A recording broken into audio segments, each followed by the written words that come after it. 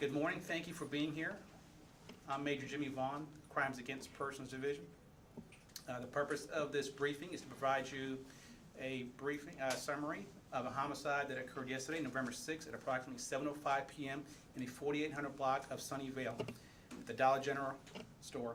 At that time, the cashier was shot during an aggravated robbery. The victim, Gabrielle Simmons, black female, 27 years of age, was transported to an area hospital where she died of her injury. The suspect is seen entering the store wearing cut-up jeans, a dark-colored hoodie, a turquoise or teal baseball cap, black tennis shoes with a white sole, carrying a gym bag, and demanded property from the clerk.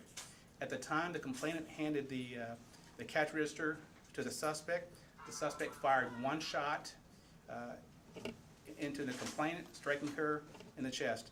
The suspect then fled on foot westbound from location and from 52nd Street. We're asking that anyone with information regarding this offense, please contact Detective Scott Sayers at 214-671-3647. And Crime Stoppers will also provide up to $5,000 for information leading to the arrest and indictment of this felony offense. And the number is 214-373-TIPS, T-I-P-S.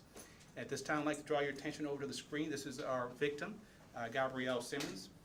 And we have some stills in regards to the suspect. He has a handful of distinguished clothing that he's wearing. And let's enlarge the picture. As you notice, that's the turquoise or teal-colored baseball cap that he's wearing. But the unusual distinguishing mark is the blue jeans that he's wearing. They have slash marks on both sides of his pants, as you can see from right there. And the gym bag is blue in color with, I believe, gray or silver stripes on there. And the tennis shoes are black with white soles. And again, there's the color, and that looks like to be one of those hologram decals on the top of his hat as well.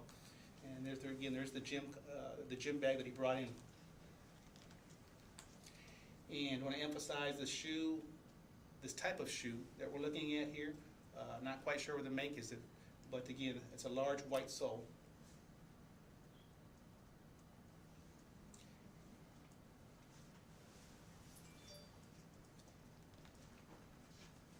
Here the suspect sees coming in through the video.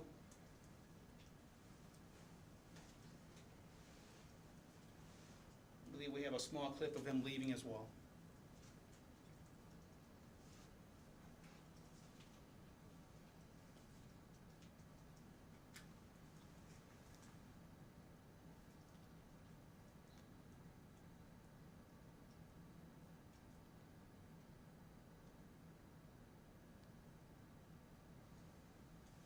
Okay.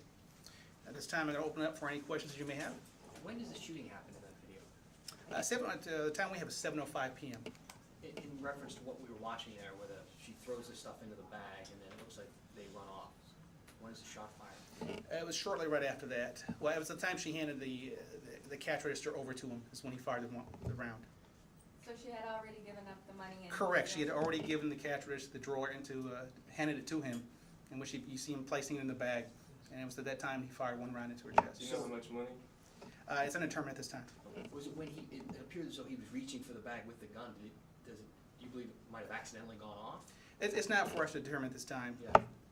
Have there been other incidents in that area where businesses have been robbed, or? Our system shows to have about 2 or 3 robberies in that particular store in the past. We're looking at probably the past year.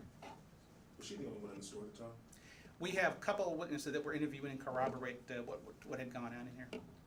And to be clear, she seemed to have complied with his demands. Yes, she did. She cooperated every step of the way, which made us, it's also, when we heard about what had happened, it was sickening. Is the only thing I can use to describe it, because she had cooperated the entire time. So the shot, to be clear, the shot did happen just in the video we just saw. Correct. Okay. What more can you tell us about this woman?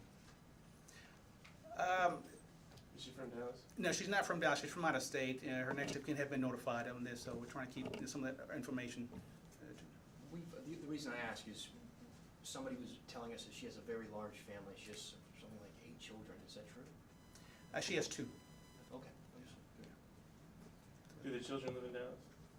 We're not real certain about that at this time. Major Ron, can you talk about a little bit more, you said there were some distinguishing features on the suspect, and can you kind of just drive that home, you know, cohesively, what he was wearing, kind of what he had on his head, what you want people to look out for? You know, anybody may have seen him, I'm glad you asked that, because anybody may have seen him that day wearing those particular, that set of clothes, may have seen him run from the location. Those jeans have slash marks from both sides, so it's something that I don't see very often. I see a couple slashes here and there, some puncture marks in most jeans, but these jeans right here have slash, you know, equally down the legs, the thighs from both sides. The turquoise cap, or however we want to teal with the hologram emblem on top, the cap, the dark colored hoodie. He was wearing gloves at the time. Again, if there's anybody out there who has information on him or believe they know who he is, we ask them to do, please contact us. Major Vaughn, you mentioned that there may have been 2 other robberies at that particular place this year. Any other businesses recently in that area been impacted by crimes like this? And to be clear, those were robberies that had happened at that particular store Correct. we're talking about? Yeah, not with the same suspect. Other robberies within that area don't match the same description of this robbery. All right, thank you very much. Were the other 2 armed robberies the past incidents? Yes. There was another suspect in the store as well, right?